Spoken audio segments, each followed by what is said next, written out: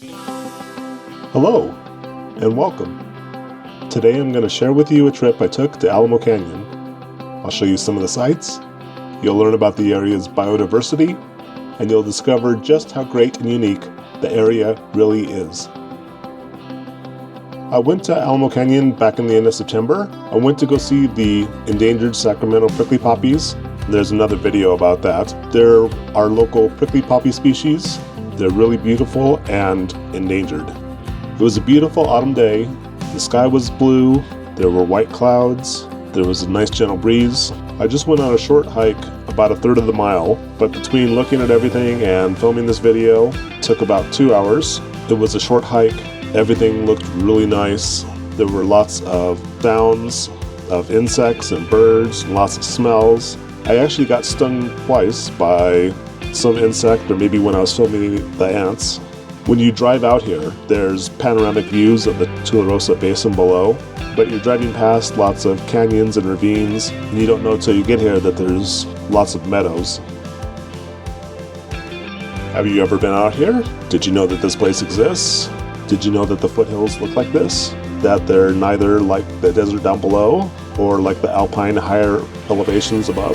If you visit, maybe you'll see what I saw, or maybe you'll see something totally different. There's all kinds of places along the foothills to see, all kinds of nooks and crannies. So some background on Alamo Canyon. When looking from Alamogordo, Alamo Canyon is the large canyon on the south side. When looking from the foothills down, you get to see the Toothleaf Basin. It's named Alamo Canyon because of the cottonwoods that grow there. Where I was is halfway in elevation between Alamogordo and Cloudcroft. So the Chihuahuan Desert down below is about 4,800 feet. Where I was is 7,200 feet. And Alamo Peak up above is 9,200 feet. And Alamo Peak is across from the Upper Carr Recreation Area. The Sacramento Mountains are a sky island. On the south side of the canyon, in the foothills, are the antenna towers and what's called the Lady of the Mountain. The description from the Forest Service website is, the Alamo Canyon Trail is 6.9 miles long. It begins 1 mile south from the south end of Scenic Drive and ends on private land off Forest Service Road 90. The trail is open for hiking, horseback riding, mountain biking, and motorcycle trail riding. Also, there's no fees and there's dispersed camping. Where I was is the upper trailhead for Alamo Canyon that leads down to Alamogordo, and the lower trailhead for Alamo Peak, which is 3 more miles up the mountain. The area between Alamogordo and Road 90 is an inventoried roadless area, so there's not much development, and there's also a lot of surface water runoff collection for the city of Alamogordo, so that section of the foothills is a lot drier than before the city was founded.